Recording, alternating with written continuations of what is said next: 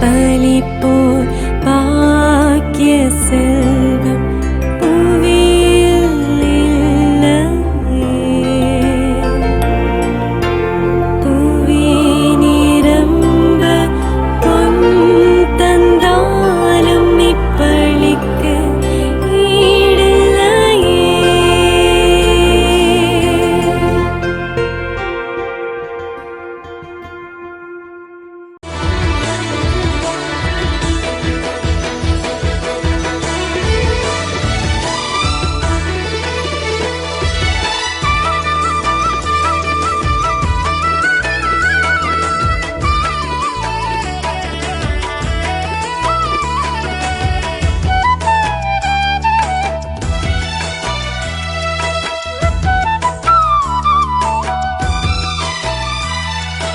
அற்புதரே புனிதரே அந்தோணியாரே, அற்புதரே புனிதரே அந்தோணியாரே, அதிசயத்தால் மக்களை கவர்ந்தவரே, அதிசயத்தால் மக்களை கவர்ந்தவரே, அற்புதரே புனிதரே அந்தோணியாரே, அற்புதரே புனிதரே அந்தோணியாரே.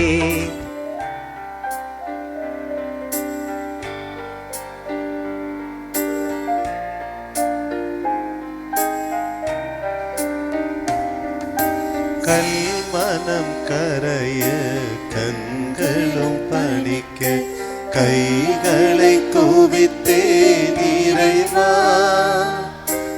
என் மனம் வருவாய் இறைவா. கல்மனம் கரைய கண்களும் பணிக்க கைகளை குவித்தேன் இறைவா, என் மனம் வருவாய் இறைவா.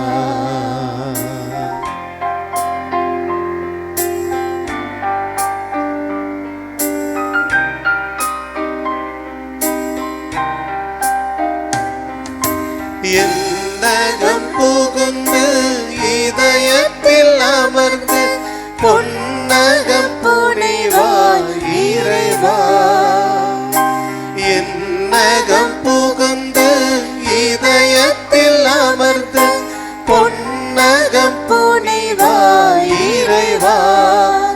அங்கு பொன்மைகள் மறைந்து நன்மைகள் நிறைய இன்னருள் தருவாய் இறைவா, இன்னருள் தருவாய் இறைவா. கல்மனம் கரைய கண்களும் பணிக்க கைகளை குவித்தேன் இறைவா, என் மனம் வருவாய் இறைவா.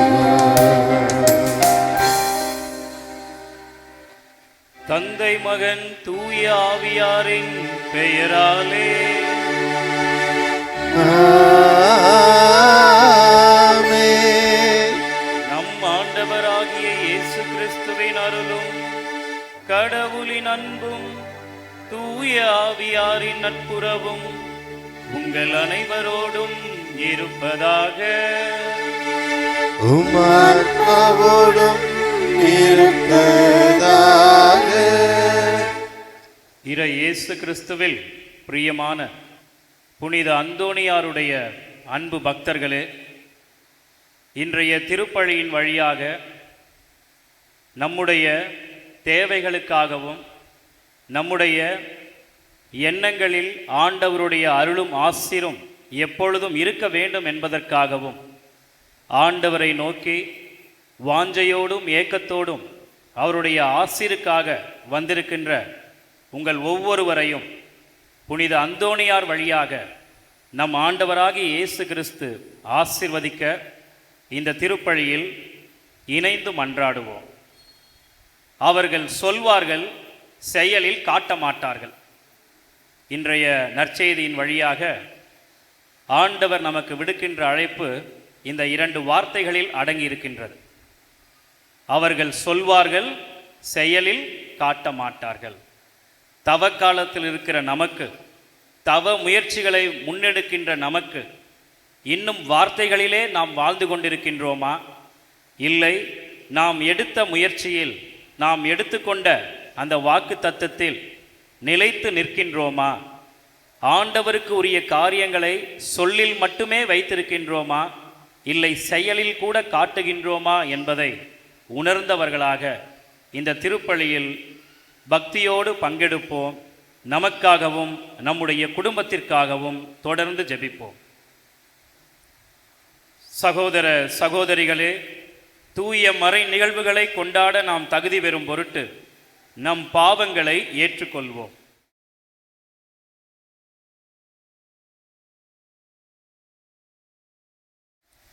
எல்லாம் வல்ல இறைவனிடமும் சகோதர சகோதரிகளை உங்களிடமும் நான் பாவையின்றி ஏற்றுக்கொள்கிறேன். ஏனெனில் என் சிந்தனையாலும் சொல்லாலும் செயலாலும் கடமையில் தவறியதாலும் பாவங்கள் பல செய்தேன். என் பாவமே, என் பாவமே, என் பெரும் பாவமே. ஆகையால் எப்பொழுதும் கன்னியான புனித மரியாளையும் வானதூதர் புனிதர் அனைவரையும் சகோதர சகோதரிகளை உங்களையும் நம் இறைவனாகிய ஆண்டவரிடம் எனக்காக வேண்டிக் கொள்ள மன்றாடுகிறேன். எல்லாம் வல்ல இறைவன் நம்மீது இரக்கம் வைத்து நம் பாவங்களை மன்னித்து நம்மை நிலை வாழ்வுக்கு அழைத்து செல்வாராக. ஆமென்.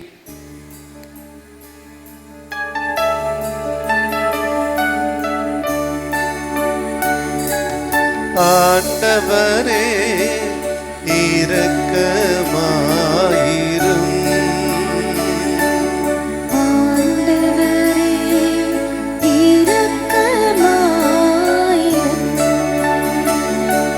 கிறிஸ்துவே இரக்கமாயிரும். கிறிஸ்துவே இரக்கமாயிரும். ஆண்டவரே இரக்கமாயிரும்.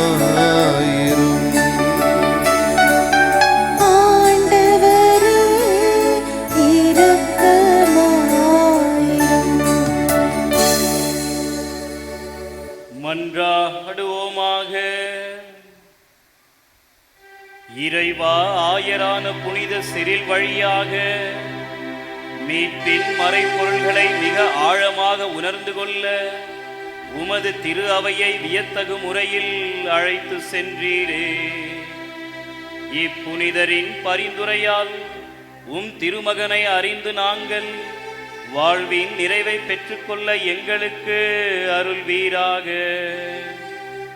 உம்மோடு தூய ஆவியாரின் ஒன்றிப்பில் இறைவனாய் என்றென்றும் வாழ்ந்து ஆட்சி செய்கின்ற அவர் வழியாக உம்மை மன்றாடுகின்றோம்.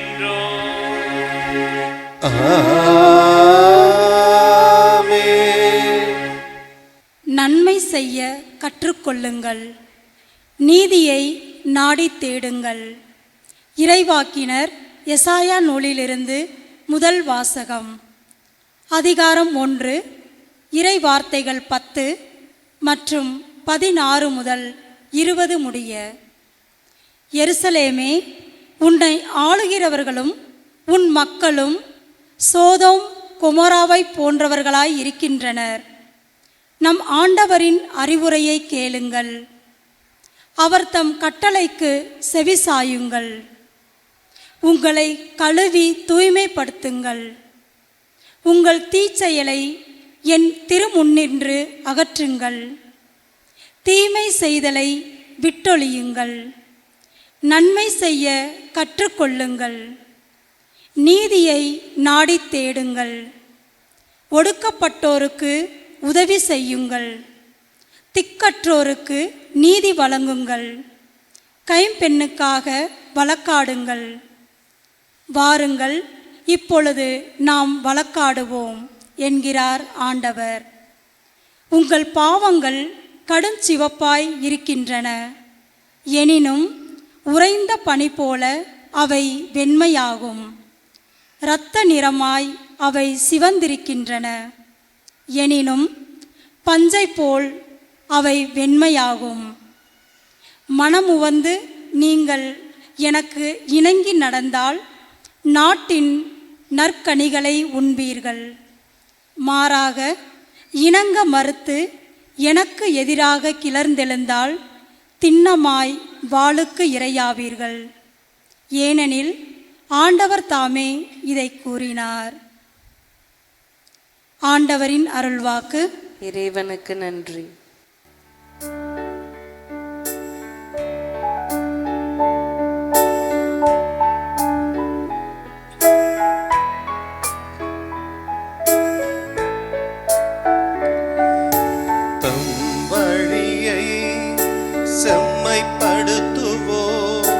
கடவுளின் மீட்பை கண்டடைவர்.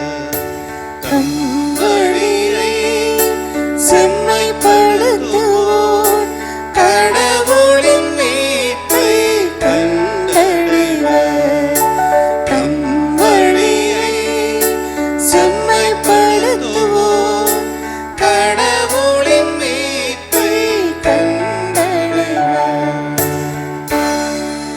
நீங்கள் கொண்டு வரும் பலிகளை முன்னிட்டு நான் உங்களை கண்டிக்கவில்லை.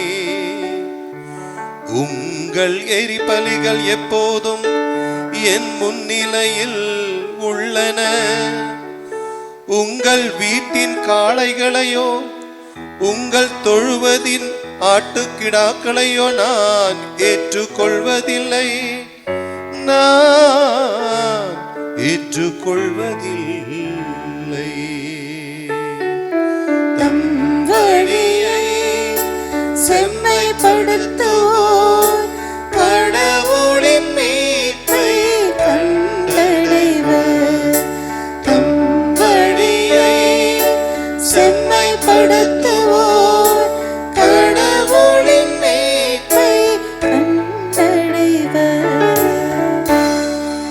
என் விதிமுறைகளை ஓதுவதற்கு உங்களுக்கு என்ன தகுதி? என் உடம்படிக்கை பற்றி பேசுவதற்கு உங்களுக்கு என்ன அருகதை? நீங்களோ ஒழுங்குமுறையை வெறுக்கின்றீர். என் கட்டளைகளை தூக்கி எறிந்து விட்டீர்கள். தம் வழியை செம்மைப்படுத்துவோர் கடவுளின் மீட்பை கண்டடைவர். தம் வழியை செம்மைப்படுத்துவோர் கடவுளின் மீட்பை கண்டடைவர். இவற்றையெல்லாம் நீங்கள் செய்தும் நான் மௌனமாயிருந்தேன். நானும் உங்களை போன்றவர் என எண்ணிக்கொண்டீர்கள். ஆனால் இப்போது உங்களை கண்டிக்கின்றேன். உங்கள் குற்றங்களை உங்கள் கண்முன் ஒவ்வொன்றாய் எடுத்துரைக்கின்றேன். தம் வழியை செம்மைப்படுத்துவோர் கடவுளின் மீட்பை கண்டடைவர். தம் வழியை செம்மைப்படுத்துவோர் கடவுளின் மீட்பை கண்டடைவர். நன்றி பலி செலுத்துவோர் என்னை மேன்மைப்படுத்துவர். தம் வழியை செம்மைப்படுத்துவோர் கடவுளானான் அருளும் மீட்பை கண்டடைவர். தம் வழியை செம்மைப்படுத்துவோர் கடவுளின் மீட்பை கண்டடைவர். தம் வழியை செம்மைப்படுத்துவோர் கடவுளின் மீட்பை கண்டடைவர்.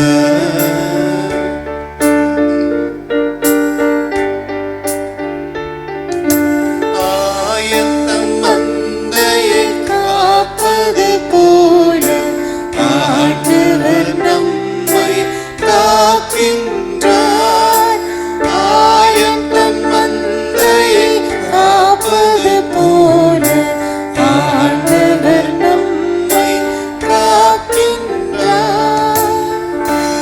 எனக்கு எதிராக நீங்கள் இந்த குற்றங்கள் அனைத்தையும் விட்டு விடுங்கள். புதிய இதயத்தையும் புதிய மனதையும் பெற்றுக்கொள்கள் என்கிறார் தலைவராகிய ஆண்டவர். தந்தையை காப்பது போல ஆண்டவர் நம்மை காக்கின்றார்.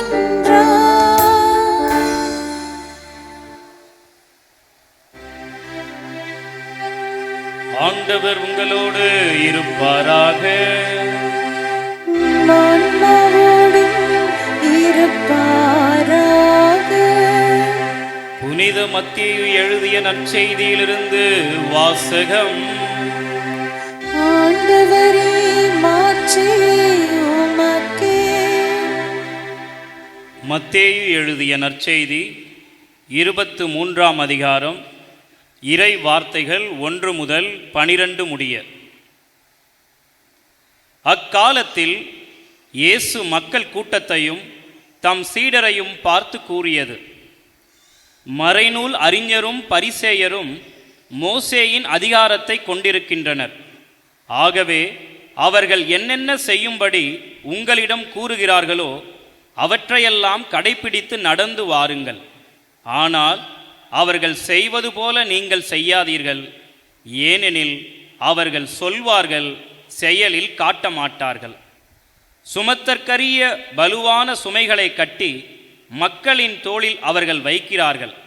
ஆனால் அவர்கள் தங்கள் விரலால் தொட்டு அசைக்க கூட முன்வர மாட்டார்கள். தாங்கள் செய்வதெல்லாம் மக்கள் பார்க்க வேண்டும் என்றே அவர்கள் செய்கிறார்கள். தங்கள் மறைநூல் வாசக பட்டைகளை அகலமாக்குகிறார்கள். அங்கியின் குஞ்சங்களை பெரிதாக்குகிறார்கள். விருந்துகளில் முதன்மையான இடங்களையும் தொழுகை கூடங்களில் முதன்மையான இருக்கைகளையும் விரும்புகின்றார்கள். சந்தை வெளிகளில் மக்கள் தங்களுக்கு வணக்கம் செலுத்துவதையும் ரபி என அழைப்பதையும் விரும்புகிறார்கள்.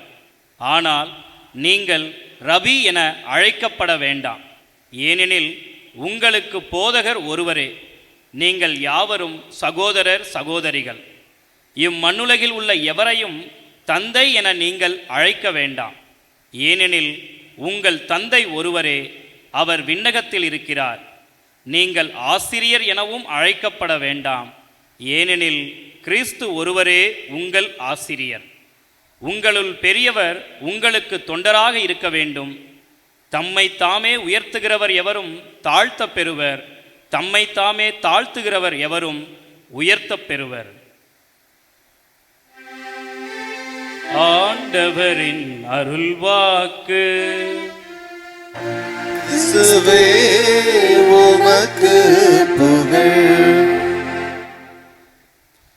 இறை இயேசு கிறிஸ்துவில் பிரியமான புனித அந்தோணியாருடைய அன்பு பக்தர்களே, இந்த அந்தோணியார் திருத்தலத்தை நோக்கி வாஞ்சையோடும் ஏக்கத்தோடும் என்னுடைய கவலைகள் தீராதா, என்னுடைய கஷ்டங்களை கடவுள் ஏற்க மாட்டாரா என்ற ஏக்கத்தோடு அந்தோணியாருடைய திருத்தலத்தை நாடி வந்திருக்கின்ற உங்கள் ஒவ்வொருவருக்கும் நம் ஆண்டவராகிய இயேசு கிறிஸ்து இன்றைய வாசகங்களின் வழியாக விடுக்கின்ற செய்தி என்னவென்றால், என் அன்பு மகளே, என் மகனே, இதோ என்னை தேடி வந்திருக்கின்றாய், என்னை வாஞ்சையோடு தேடி வந்திருக்கின்றாய். ஆண்டவரே, எனக்கு இதை செய்யுங்க, எனக்கு ரொம்ப கஷ்டமாக இருக்குது, என் குடும்பத்தில், என்னுடைய வாழ்க்கையில், என்னுடைய பணியில் என்னால் நிம்மதியாக பணி செய்ய முடியலை, வாழ முடியலை என்ற அந்த ஏக்கத்தோடு வந்திருக்கிற உங்களை நோக்கி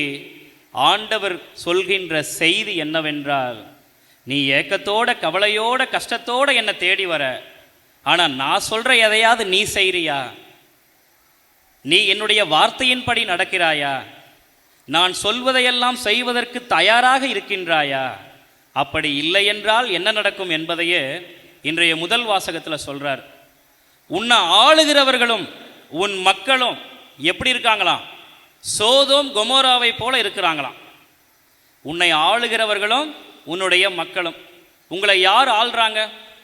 உங்களோட யார் இருக்கிறாங்களோ அவங்க தானே உங்களை ஆள்றாங்க. உங்கள் குடும்பத்தில் இருக்கிறவங்க, உங்களோட இருக்கிறவங்க, உங்கள் நட்பு வட்டத்தில் இருக்கிறவங்க, உங்களோட பழக்கத்தில் இருக்கிறவங்க, உங்களுக்கு அறிமுகமானவங்க, அவங்க எப்படிப்பட்டவர்களாக இருக்கிறாங்களாம்? தன்னலம் மிகுந்தவர்களாக இருக்கிறாங்களாம்.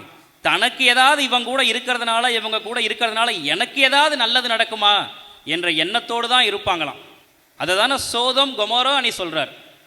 உங்களோட இருக்கிறவங்க, உங்களுக்கு அறிமுகமானவ, உங்களோட எதுக்கு இருக்கிறாங்க? உங்களால் ஏதாவது ஒரு நல்லது நடக்கணும் தானே இருக்கிறாங்க. அப்படி அது நடக்கலைன்னா அவங்க உங்களோட இருப்பாங்களா?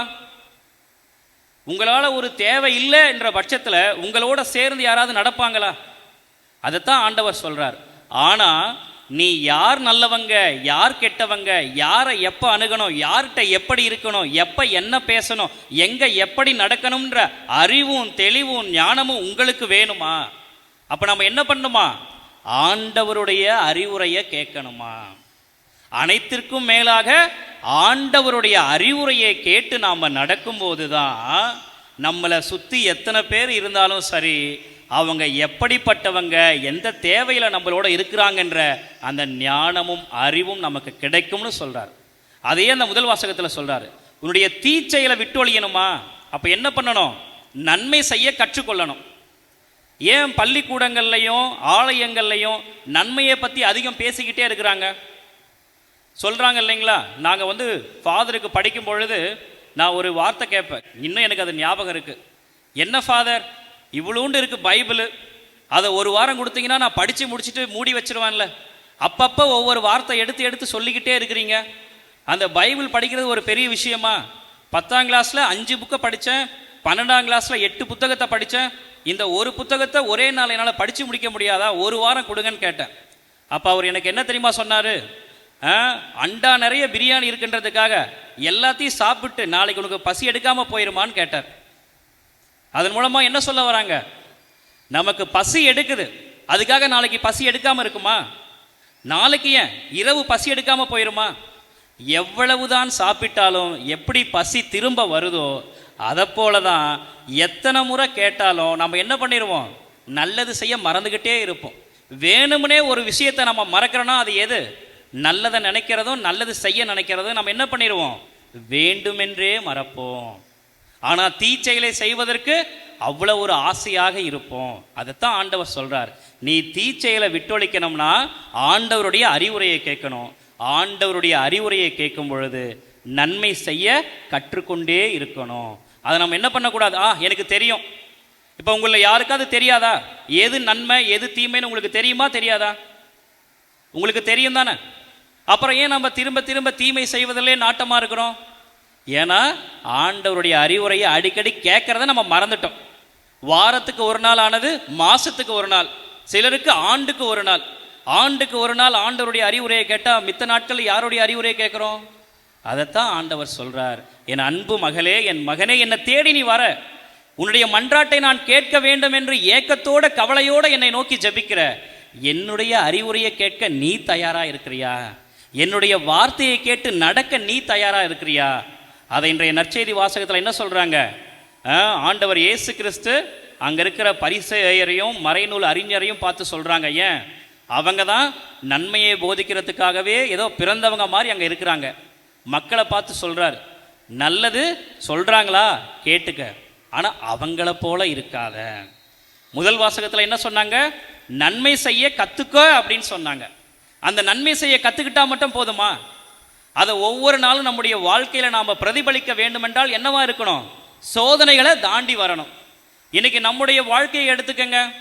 நாம் யாரையெல்லாம் தலைவர்களாக நாயகர்களாக உங்களுடைய வாழ்க்கையினுடைய முன்மாதிரியாக வழிகாட்டியாக யாருடைய பின்னால் சென்னால் எனக்கு ஆதாயம் இருக்குன்னு நாம் நினைக்கிறோமோ, கொள்கைகள் கோட்பாடுகளை வச்சுக்கிட்டு நம்மளை என்ன சொல்கிறாங்க, பிரிக்கிற மக்களுக்கு மத்தியில் ஆண்டவர் இன்னைக்கு இந்த வார்த்தையை சொல்கிறாரு.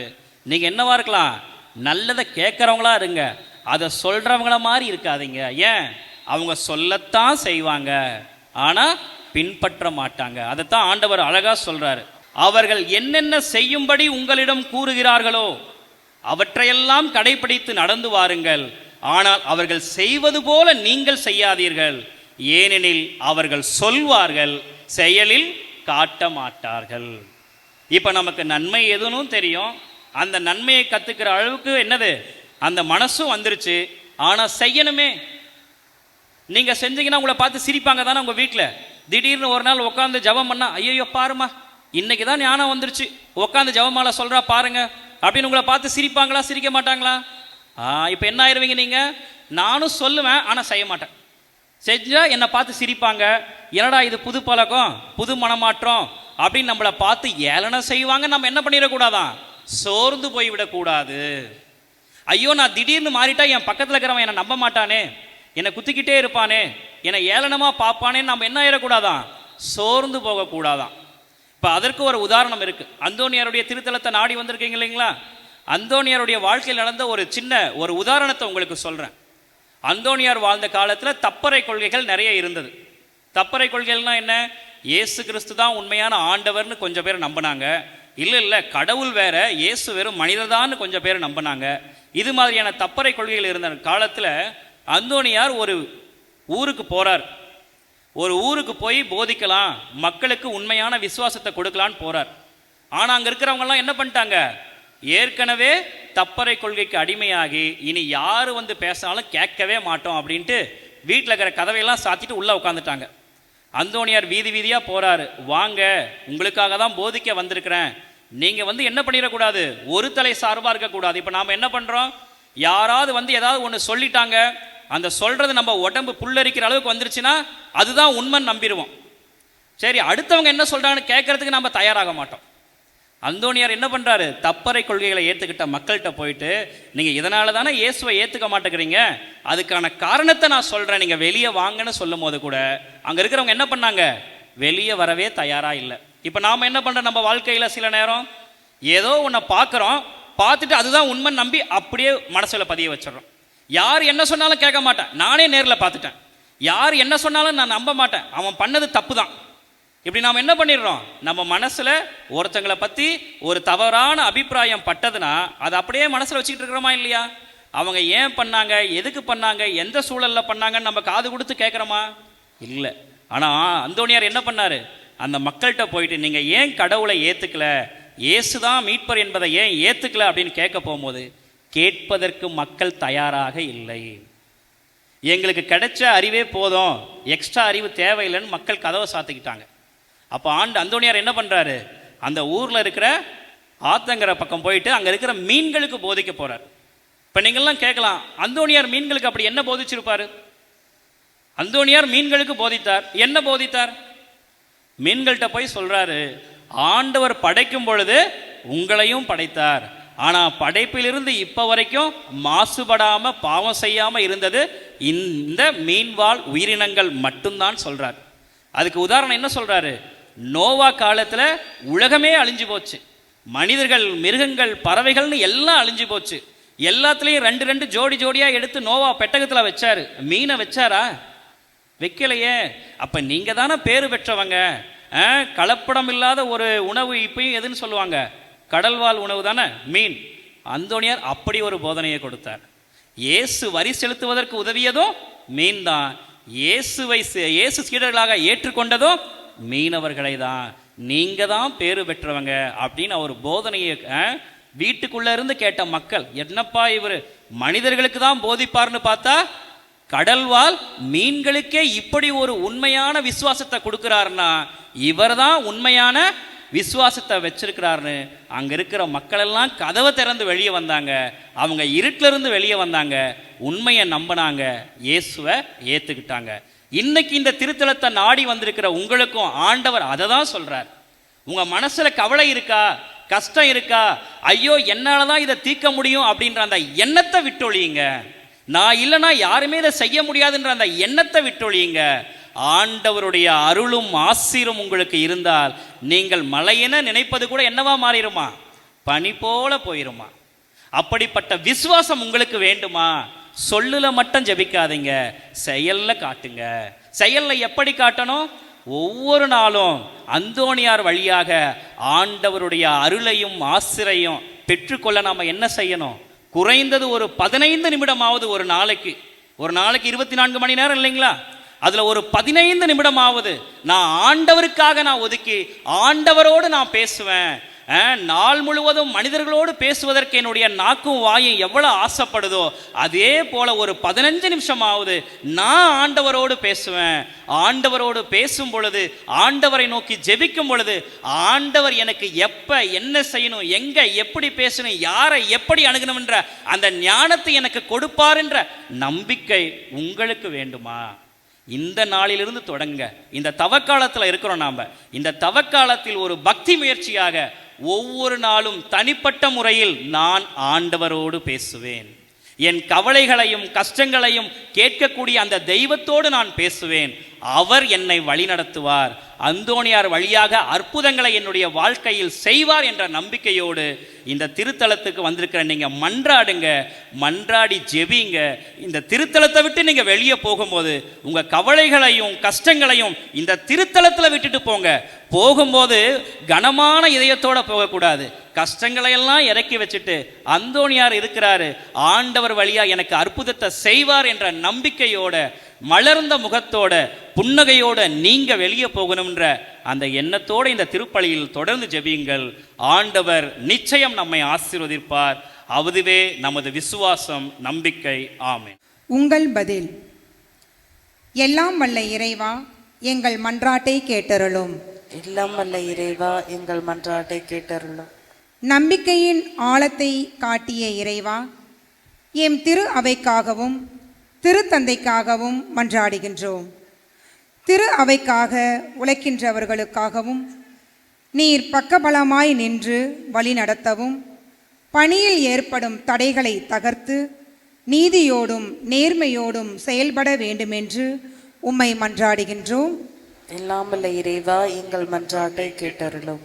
மன்னிக்கும் மனம் கொண்டவரே, மனமாற்றத்திற்காக கொடுக்கப்பட்ட இந்த நாட்களை நாங்கள் முழுமையாக எங்கள் தவற்றினை உணர்ந்து திருவுளத்திற்கு ஏற்ப பாவ சிந்தனைகளை பாவ கட்டுகளையும் விடுத்து மனம் மாறி இறையரசின் பணியினை கடைபிடித்து அதன்படி வாழ அருள் புரிய வேண்டுமென்று உம்மை மன்றாடுகின்றோம். எல்லாம் வல்ல இறைவா, எங்கள் மன்றாட்டை கேட்டருளும். என்றும் வாழும் எம் இறைவா, நாட்டை ஆளும் தலைவர்கள் தன் மக்கள் பணத்தின் அடிப்படையில், பதவியின் அடிப்படையில், மதத்தின் அடிப்படையில் பிறவாமல் நற்குணத்தோடு உயரிய உள்ளத்தோடு மக்களுக்காக ஆட்சியை தந்திட வேண்டுமென்று இறைவா உம்மை மன்றாடுகின்றோம்.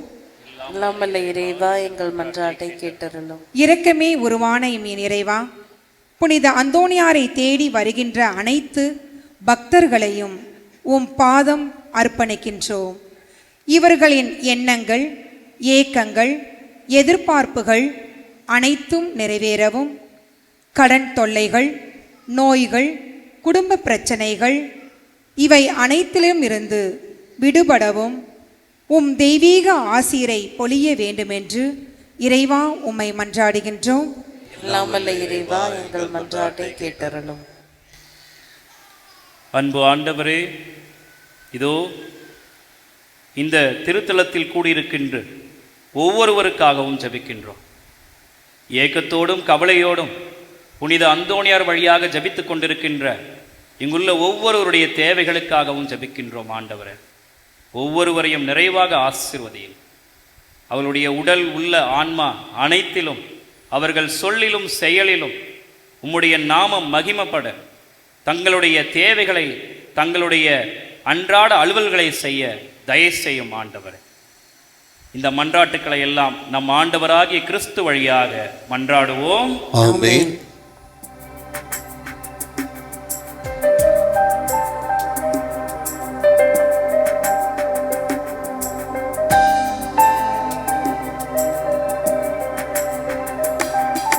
படைப்பின் மீதே பரிவிருக்க அந்த பரிவாலும் மகன் உயிர் கொடுக்க, படைப்பின் மீதே பரிவிருக்க அந்த பரிவாலும் மகன் உயிர் கொடுக்க, படைப்பேவும் மகிழ்ந்திருக்க,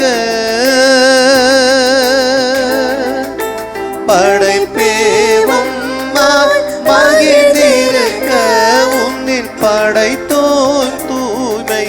நிறைந்திருக்க அன்பின் பலியாயிருப்பார். உம்மை அணுகிடும் எளியவர் வேண்டுதல் கேட்பார். அன்பின் பலியாயிருப்பார். புண்படும் மனதின் துயர் தீர்ப்பார்.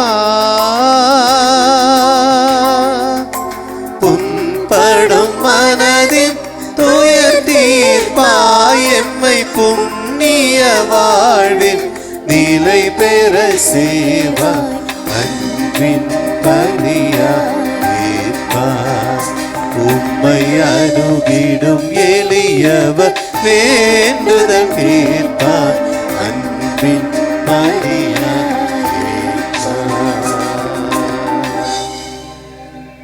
சகோதர சகோதரிகளே, என்னுடையதும் உங்களுடையதுமான இப்பலி எல்லாம் வல்ல தந்தையாகி இறைவனுக்கு ஏற்றதாகும்படி மன்றாடுங்கள்.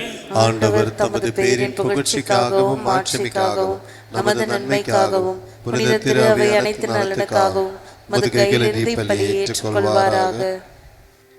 ஆண்டவரே, இம்மறை நிகழ்வுகளின் வழியாக உமது தூய்மைப்படுத்தும் பணியை எங்களில் செயல்படுத்த நீர் திருவுளம் கொண்டீரே. இது எங்களை இவ்வுலக தவறுகளிலிருந்து விடுவித்து விண்ணக கொடைகளுக்கு இட்டுச் செல்வதாக எங்கள் ஆண்டவராகிய கிறிஸ்து வழியாக உம்மை மன்றாடுகின்றோம். ஆமென். ஆண்டவர் உங்களோடு இருப்பாராக. ஆத்மாவோடும் இருப்பாராக. இதயங்களை மேலே எழுப்புங்கள். ஆண்டவரிடம் எழுப்பியுள்ளோம்.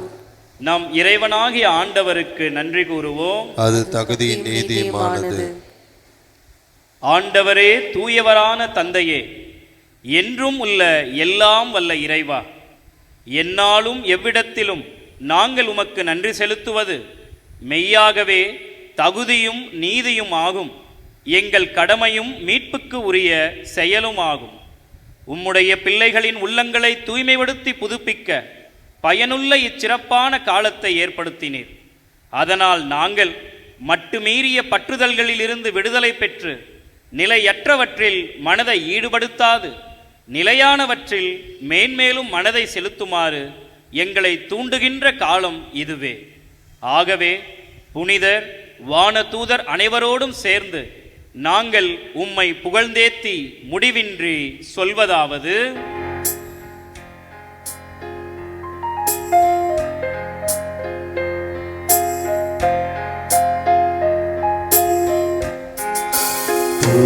தூயவர், தூயவர், தூயவர், வான்படைகளின் கடவுளாம் ஆண்டவர். விண்ணகமும் மண்ணகமும் உமது மாட்சியால் நிறைந்துள்ளன. உன்னதங்களிலே ஓசன்னா, உன்னதங்களிலே ஓசன்னா. ஆண்டவர் பெயரால் வருகிறவர் ஆசி பெற்றவர். உன்னதங்களிலே ஓசன்னா, உன்னதங்களிலே ஓசன்னா.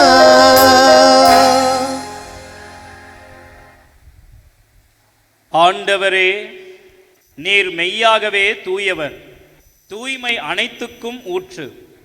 ஆகவே உம்முடைய ஆவியை பொழிந்து இக்காணிக்கைகளை தூய்மைப்படுத்த உம்மை வேண்டுகின்றோம். இவ்வாறு எங்கள் ஆண்டவர் இயேசு கிறிஸ்துவின் உடலும் இரத்தமுமாக எங்களுக்கு இவை மாறுவனவாக. அவர் பாடுபட உளம் கனிந்து தம்மை கையளித்த போது அப்பத்தை எடுத்து நன்றி செலுத்தி அதை பிட்டு தம் சீடர்களுக்கு அளித்து கூறியதாவது: அனைவரும் இதிலிருந்து பெற்று உண்ணுங்கள், ஏனெனில் இது உங்களுக்காக கையளிக்கப்படும் என் உடல்.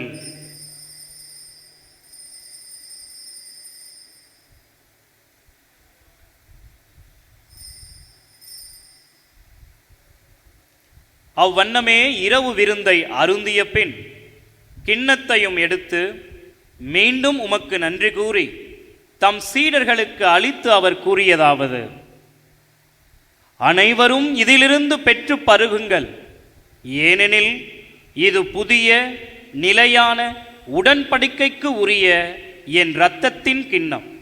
இது பாவ மன்னிப்புக்கென்று உங்களுக்காகவும் பலருக்காகவும் சிந்தப்படும். இதை என் நினைவாக செய்யுங்கள்.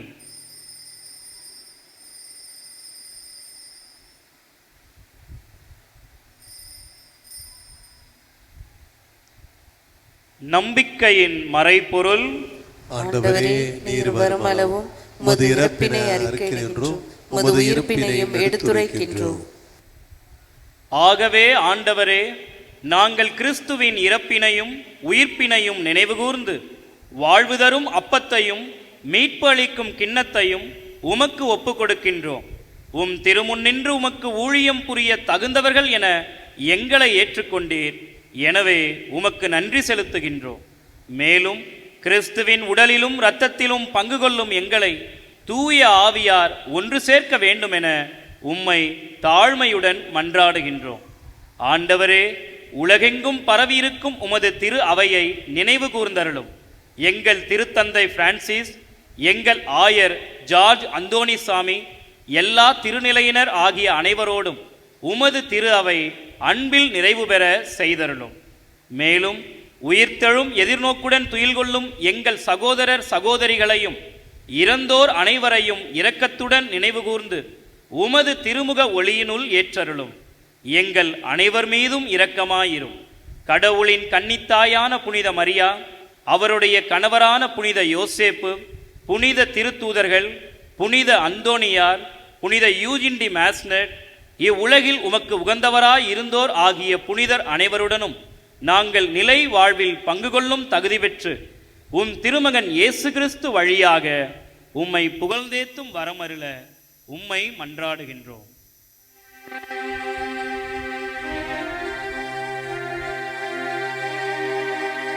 இவர் வழியாக இவரோடு இவரில்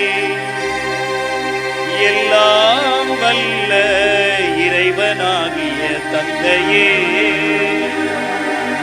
தூய ஆவியாரின் ஒன்றிப்பில் எல்லா புகழும் மாற்றியும் என்றென்றும் உமக்கு உரியதே. ஆமென், ஆமென்,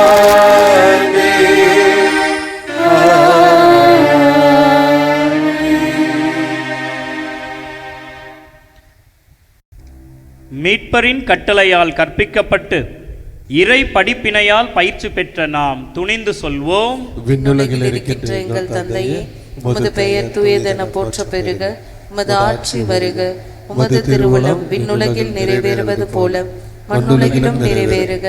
எங்கள் அன்றாட உணவை இன்று எங்களுக்கு தாரும். எங்களுக்கு எதிராக குற்றம் செய்வோரை நாங்கள் மன்னிப்பது போல எங்கள் குற்றங்களை மன்னியும்.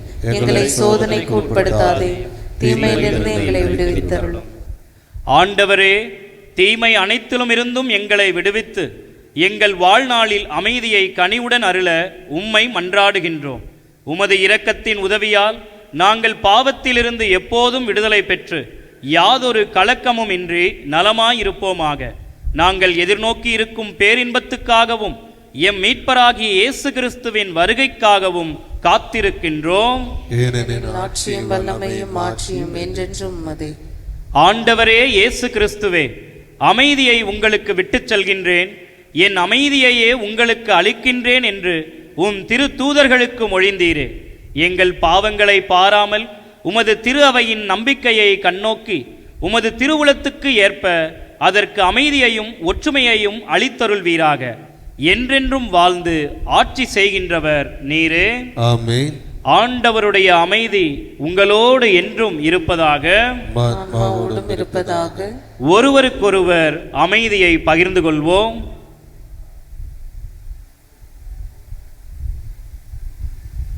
உலகின் பாவங்களை போக்கும் இறைவனின் செம்மறியே, எங்கள் மேல் இரக்கமாயிரும். உலகின் பாவங்களை போக்கும் இறைவனின் செம்மறியே, எங்கள் மேல் இரக்கமாயிரும். உலகின் பாவங்களை போக்கும் இறைவனின் செம்மறியே, எங்களுக்கு அமைதி அளித்தருளும்.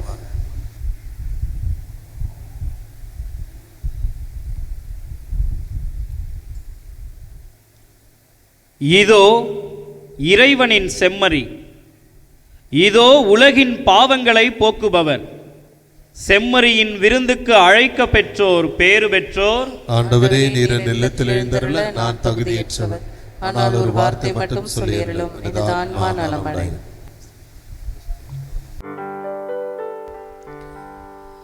இருக்கரம் விரித்தவரா, இதயத்தை திறந்தவரா, இருக்கரம் விரித்தவரா, இதயத்தை திறந்தவரா, இறைவன் இருக்கின்றார், இனியும் தாமதமே.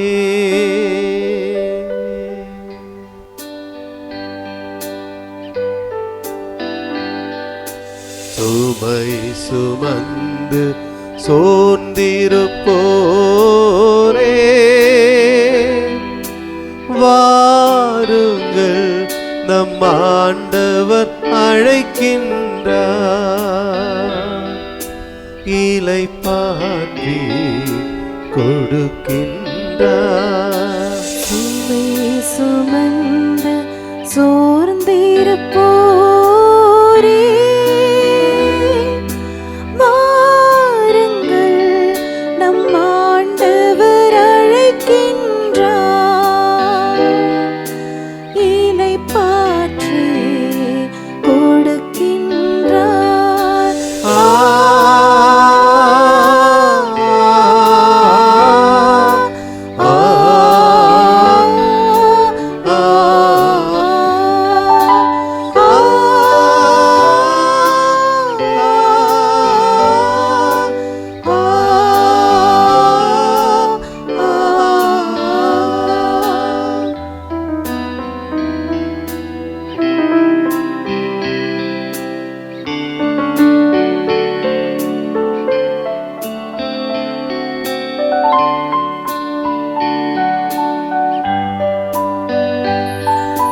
வரும் வழி பார்த்தவரா, வரம் மழை பொழிந்தவரா, வரும் வழி பார்த்தவரா, வரம் மழை பொழிந்தவரா, வந்தவர் இருக்கின்றார், விரைந்திட தாமதமே. சுமை சுமந்து சோர்ந்திருப்போரே, வாருங்கள், நம் ஆண்டவர் அழைக்கின்றார், இளைப்பாற்றி கொடுக்கின்றார்.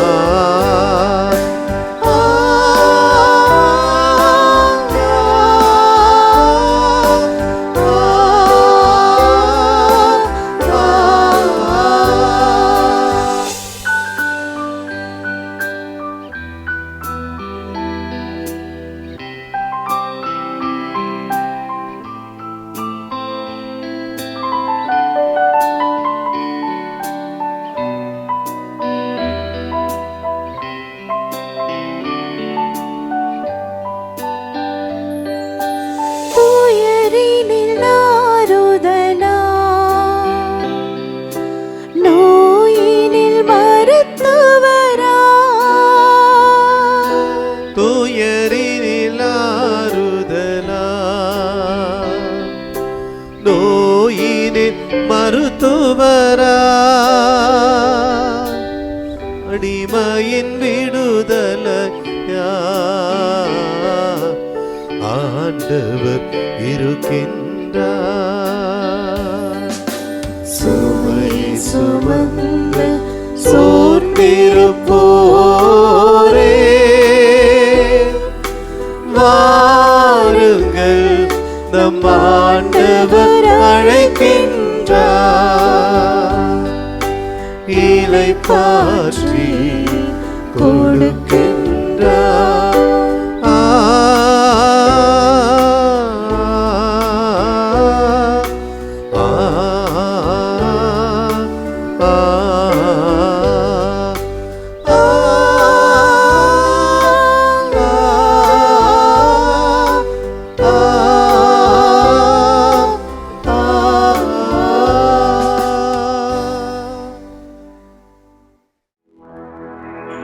கிறிஸ்துவே நானாவே என்னை புனிதமாக்கும். கிறிஸ்துவின் திருவுடலே என்னை நீங்களும். கிறிஸ்துவின் திருரத்தமே எனக்கு ஏற்றியூட்டும். கிறிஸ்துவின் விழாவின் பங்கிலே என்னை கழுவிடுமே. கிறிஸ்துவின் பாடுகளே என்னை தேற்றிடுமே. ஓ நல்ல இயேசுவே, எனக்கு செவிசாயும். உன் காயங்களுள் என்னை மறந்தருளும். உம்மிடமிருந்து என்னை பிரியவிடாதேயும். பகைவரிடமிருந்து என்னை காத்தருளும். எனது இறப்பின் வேளையில் என்னை அழைத்தருளும். உம்மிடம் வர எனக்கு கட்டளையிட்டருளும். புனிதர்களோடு எக்காலமும் உம்மை புகழ செய்யும்.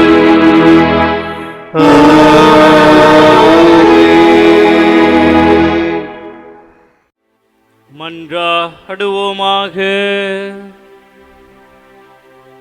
ஆண்டவரே, புனித உணவு தரும் புத்துணர்வு எங்களுக்கு பக்தியுள்ள நடத்தையில் முன்னேற்றத்தை தந்தருள உம்மை வேண்டுகின்றோ. அது ஒப்புரவுக்கான உமது இடைவிடா உதவியையும் எங்களுக்கு அருள்வதாக. எங்கள் ஆண்டவராகிய கிறிஸ்து வழியாக உம்மை மன்றாடுகின்றோ.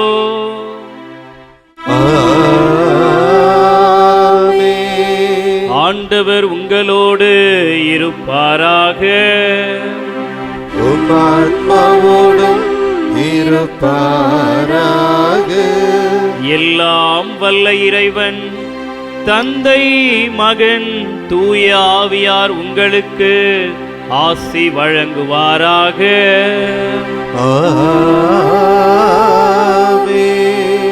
ஆண்டவருடைய நற்செய்தியை அறிவிக்க சென்று வாருங்கள். திருப்பலி நிறைவேறிற்று.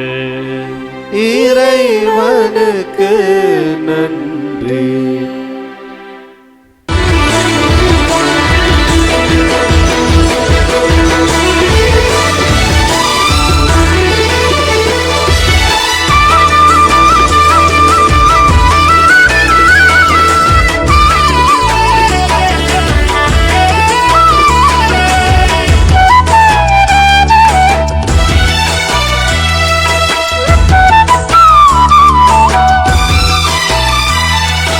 அற்புதரே புனிதரே அந்தோணியாரே, அற்புதரே புனிதரே அந்தோணியாரே, அதிசயத்தால் மக்களை கவர்ந்தவரே, அதிசயத்தால் மக்களை கவர்ந்தவரே, அற்புதரே புனிதரே அந்தோணியாரே, அற்புதரே புனிதரே அந்தோணியாரே.